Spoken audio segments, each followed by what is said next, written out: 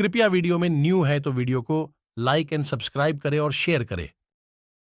कर्ण ने कहा, गांधारी नंदन, मैंने तुम्हारे समीप पहले ही यह बात कह दी है कि मैं पांडवों को, उनके पुत्रों और श्री कृष्ण के साथ ही परास्त कर दूंगा।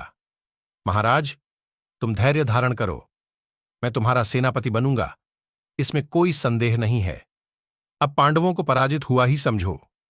संजय कहते हैं, महाराज, कर्ण के ऐसा कहने पर राजा दुर्योधन अन्य सामंत नरेशाके के साथ उसी प्रकार उठकर खड़ा हो गया जैसे देवताओं के साथ इंद्र खड़े होते हैं।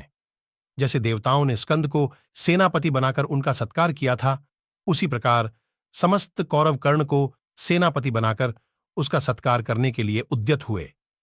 राजन, विजयाभिलाषी दुर्योधन आदि राजाओं ने शास्त्रोक्त विधि के द्वारा कर्ण का अभिषेक किया। अभिषेक के लिए सोने तथा मिट्टी के घड़ों में अभिमंत्रित जल रखे गए थे।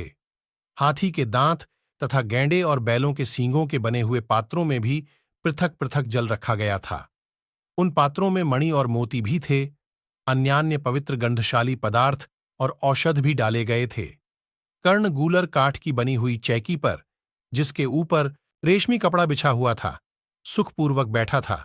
उस अवस्था में शास्त्रीय विधि के अनुसार पूर्वोक्त सुसज्जित सामग्रियों द्वारा ब्राह्मणों, क्षत्रियों, वैश्यों तथा सम्मानित शूद्रों ने उसका अभिषेक किया और अभिषेक हो जाने पर श्रेष्ठ आसन पर बैठे हुए महामना कर्ण की उन सब लोगों ने स्तुति की। राजेंद्र, इस प्रकार अभिषेक कार्य संपन्न हो जाने पर शत्रु वीरों का संहार करने वाले राधापुत्र कर्ण ने स्वर्ण मुद्राएं गौए तथा धन देकर श्रेष्ठ ब्राह्मणों से स्वस्ति वाचन कराया। उस समय सूत, मागध और वंदीजनों द्वारा की हुई अपनी स्तुति सुनता हुआ राधापुत्र कर्ण वेदवादी ब्राह्मणों द्वारा अभिमंत्रित उदयकालीन सूर्य के समान सुशोभित हो रहा था।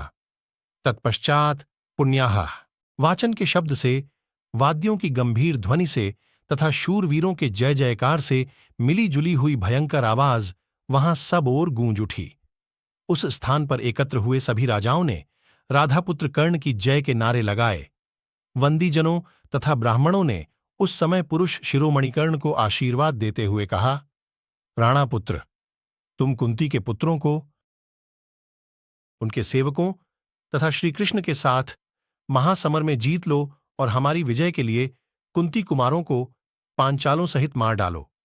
ठीक उसी तरह जैसे सूर्य अपनी उग्र किरणों द्वारा सदा उदय होते ही अंधकार का विनाश कर देता है, जैसे उल्लू सूर्य की प्रज्वलित किरणों की ओर देखने में असमर्थ होते हैं, उसी प्रकार तुम्हारे छोड़े हुए बाणों की ओर श्रीकृष्ण सहित समस्त पांडव नहीं देख सकते। जैसे हाथ में वज्र लिए हुए इंद्र के सामने दानव नहीं खड़े हो सकते, उसी प्रकार सम्रांगण में तुम्हारे सामने पांचाल और पांडव नहीं ठहर सकते हैं। राजन, इस प्रकार अभिषेक संपन्न हो जाने पर अमित तेजस्वी राधापुत्र कर्ण अपनी प्रभा तथा रूप से दूसरे सूर्य के समान अधिक प्रकाशित होने लगा। काल से प्रेरित हुआ आपका पुत्र दुर्योधन राधा कुमार कर्ण को सेनापति के पद पर अभिषिक्त करके अपने आप को कृतार्थ मानने लगा। राजन, शत्रुदमन कर्ण ने भी सेनापति का पद प्राप्त करके सूर्योदय के समान सेना को युद्ध के लिए तैयार होने की आज्ञा दे दी। भारत, वहां आपके पुत्रों से घिरा हुआ कर्ण तारकामय संग्राम में देवताओं से घिरे हुए स्कंद के समान सुशोभित हो रहा था।